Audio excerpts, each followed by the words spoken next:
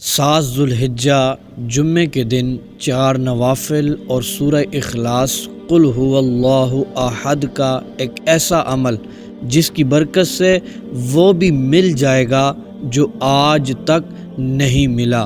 ہر دعا قبول ہوگی۔ آپ بھی یہ عمل کر کے ضرور آزما لیں۔ السلام علیکم ورحمۃ اللہ وبرکاتہ۔ محترم پیارے دوستو، ذی الحج کا پہلا جمعۃ المبارک تشریف لا چکا ہے۔ اس مبارک دن کا ایک ایسا مبارک عمل آج آپ کے ساتھ شیئر کروں گا جس کے کرنے سے آپ کی دعائیں قبول ہوں گی۔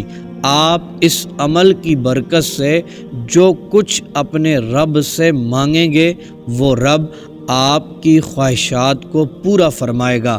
آپ یہ عمل کر کے اس رب سے ذاتی گھر مانگیں، اپنی حاجت کا سوال کریں، گاڑی کا سوال کریں، رزق مانگیں، دولت مانگیں، پیسوں کا سوال کریں، بیماریوں کے لیے دعا کریں، پریشانیوں سے نجات کا سوال کریں۔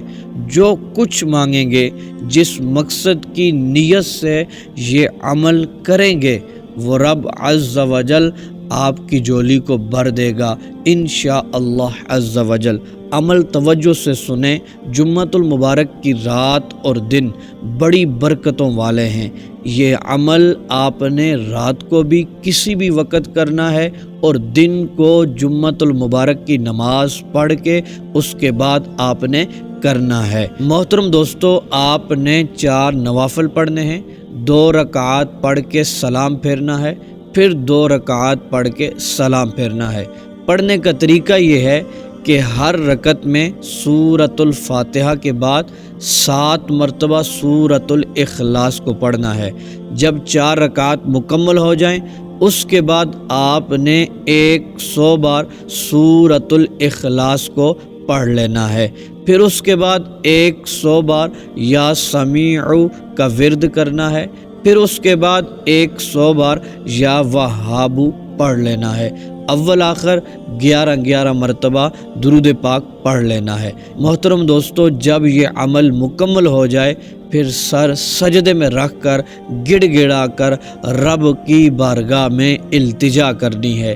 آپ جس حاجت کے لیے سوال کریں گے، جس چیز کو رب سے مانگیں گے، یہ مانگنے کی رات ہے، یہ مانگنے کا دن ہے۔ محترم دوستو، اس دن میں دعائیں قبول ہوتی ہیں۔